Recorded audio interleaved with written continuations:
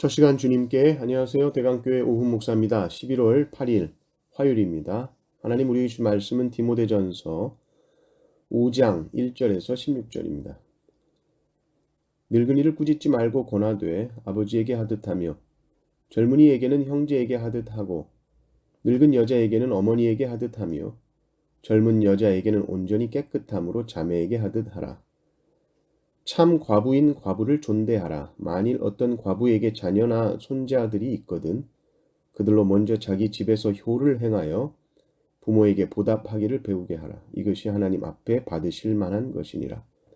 참 과부로서 외로운 자는 하나님께 소망을 두어 주야로 항상 간구와 기도를 하거니와 향락을 좋아하는 자는 살았으나 죽었느니라. 내가 또한 이것을 명하여 그들로 책망받을 것이 없게 하라. 누구든지 자기 친족, 특히 자기 가족을 돌보지 아니하면 믿음을 배반한 자요 불신자보다 더 악한 자니라. 과부로 명부에 올릴 자는 나이가 60이 덜 되지 아니하고 한 남자의 아내였던 자로서 선한 행실에 증거가 있어 혹은 자녀를 양육하며 혹은 나그네를 대접하며 혹은 성도들의 발을 씻으며 혹은 환난 당한 자들을 구제하며 혹은 모든 선한 일을 행한 자라야 할 것이요 젊은 과부는 올리지 말지니 이는 정욕으로 그리스도를 배반할 때 시집가고자 함이니 처음 믿음을 저버렸으므로 정죄를 받느니라.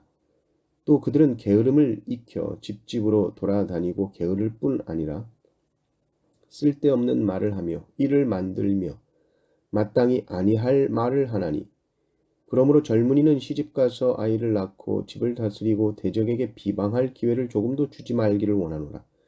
이미 사탄에게 돌아간 자들도 있도다. 만일 믿는 여자에게 과부 친척이 있거든 자기가 도와주고 교회가 짐지지 않게 하라. 이는 참 과부를 도와주게 하려 함이라. 아멘. 바울은 디모데에게 성도를 어떻게 대해야 하는가, 나이가 많은 남자 또 여자 어르신들 또 젊은 남자 여자는 어떻게 대해야 되는가. 사실 답은 간단합니다. 그리스도 안에서 가족이 되었기 때문에 가족처럼 대하면 됩니다. 나보다 나이가 많다. 근데 많이 많으면 아버지, 좀 많으면 형, 많이 많으면 어머니, 그런 것이죠. 젊은 사람들은 형제나 자매처럼 대해주는 것입니다. 간단합니다. 식구처럼, 가족처럼 대해라는 것이죠. 나이가 많으면 잔소리가 많아지고 또 하는 일이 또 옛날 방식이고 마음에 안 들고 구식이다. 꾸짖지 말아라. 아버지에게 하듯 권해라.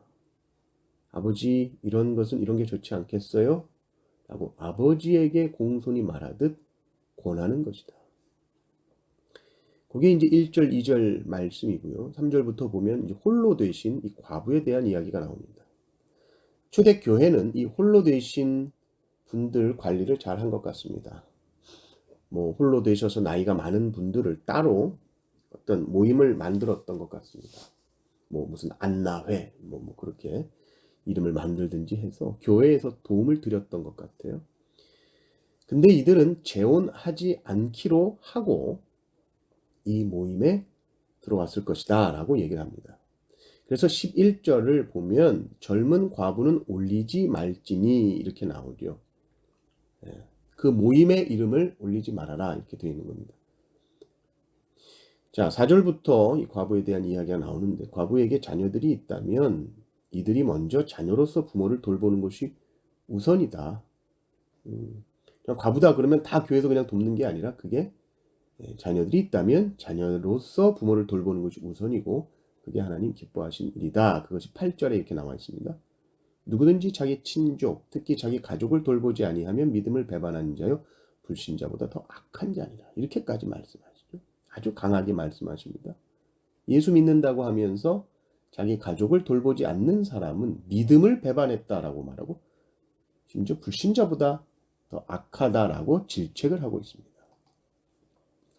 먼저 과부가 있느냐, 자녀들이 잘 돌봐야 하고 또 돌볼 자녀들이 없느냐, 그럼 교회에서 도와주는 것이다. 또 너희 친척 중에 혹시 과부가 있다면 너희 믿는 자들이 먼저 돌봐줘라. 16절도 보십시오. 만일 믿는 여자에게 과부 친척이 있거든 자기가 도와주고 교회가 짐지지 않게 하라. 이는 참 과부를 도와주게 하려 합니다. 그러니까 교회가 도와줄 사람들이 많은데 이제 친척 중에 도와줄 수 있으면서도 그 의무를 멀리하지 말고 그 의무를 감당하고 교회가 짐지지 않도록 먼저는 친척들이 있다면 친척이 먼저 믿는 친척들이 있다면 좀 도와줘라. 이런 원칙들이 나와 있는 것이죠. 그런데 이 과부로서 이 교회의 이 명부에 올릴 수 있는 사람의 나이가 어떻게 됩니까? 9절에 보면 나오죠. 과부로 명부에 올릴 자는 나이가 60이 덜 되지 아니하고, 이 말은 60 이상입니다. 그리고 10절에 보면 선한 행실의 증거가 있어야 된다. 자녀를 양육함에 있어서 또 나그네를 대접하는 것에 있어서 성도들의 발을 씻기는 것, 또 환난당한 자 구제하는 것, 모든 선한 일을 한 증거가 있는 사람. 그래서 60세 이상 과부를 추천하면 교회에 이 과부 명부에 올리고 이들은 이제 교회에서 함께 또 그 먹고 자고 하는 이것들을 해결할 수 있도록 교회에서 도와줬던 것 같습니다. 그런데 이제 11절을 보면 이렇게 나오죠. 젊은 과부는 올리지 말아라. 이렇게 나옵니다. 11절 이하의 문맥을 보면 이들은 이제 재혼할 수 있고 또 재혼하면 이제 가정 일을 해야 되는 것이죠. 교회 와 살면 안 되죠. 자기 가정에서 아이 낳고 집안일 해야 하고 하기 때문에 과부 명단에 올리지 말아라.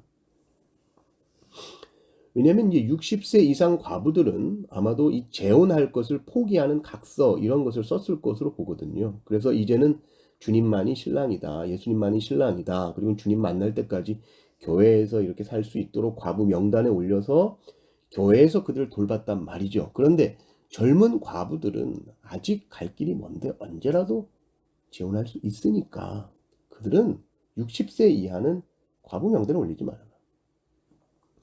11절을 보면 이렇게 나옵니다. 바울은 그리스도를 배반할 때에 시집 가고자 함이니 뭐 이렇게 되게 센 표현이 나와서 재혼하는 것이 그리스도를 배반하는 것처럼 생각할 수 있지만 그렇지 않죠. 14절에 보면 재혼해서 아이 낳고 집안일 하는 것을 바울이 인정을 하고 있고, 바울이 지금 경계하고 있는 것은 젊은 과부가 이 시집 가려고 불건전한 이성교제를 하고 불신자에게 시집을 가서 결국 어떻게 돼요? 그리스도를 배반하는 이 신앙까지 잃어버리게 되는 경우를 지금 말하고 있는 겁니다. 바울은 참된 과부는 하나님께 소망을 둬야 된다. 세상의 향락을 좋아하면 안 된다. 하나님만 바라보고 간구하고 기도하는 일에 전념해야 된다. 5절, 6절 보면 나오고, 또 게으르면 안 된다. 게으르면 심심하니까 집집마다 돌아다니면서 하는 일이 결국은 쓸데없는 말을 하는 거죠. 우리가 쓸데없는 말을 하지 않기 위해서는 항상 기도해야 됩니다. 쓸데없는 말을 하게 되면 또 뭐라 그래요? 일을 만드는 거예요. 없는 일까지도 만들고 아무 일도 없었는데 갑자기 갈등이 생기고 오해가 생기는 것이죠. 오늘 말씀을 우리가 보면 성도는 마땅히 자신의 친족들 중에 소외된 자가 있다면 가족으로서 먼저 돌볼 책임을 지는 것입니다. 그래서 교회가 그 짐을 다 지지 않도록 해주는 것이고, 또 교회는 혼자 삶을 영해 나갈 수 없는 사람들을 돌보아 주는 것입니다. 교회가 그들의 가족이 되어 줄 수 있어야 된다는 것입니다. 그리고 그 외로운 자는 하나님께만 소망을 두고 간구하고 기도하는 일에 최선을 다해야지 여기저기 다니면서 말을 퍼뜨리는 사람이 돼서는 안 된다, 이렇게 말합니다. 교회는 가정 같아야 되고 가정은 또한 교회 같아야 됩니다. 우리에게 맡겨진 영혼들을 우리가 잘 돌아보면서 교회에서 혹 우리의 도움이 필요한 손길들이 없는지 항상 살피고 그리스도 안에 한 가족으로 살아가시는 성도님들 되시기를 주님의 이름으로 축원합니다. 아멘.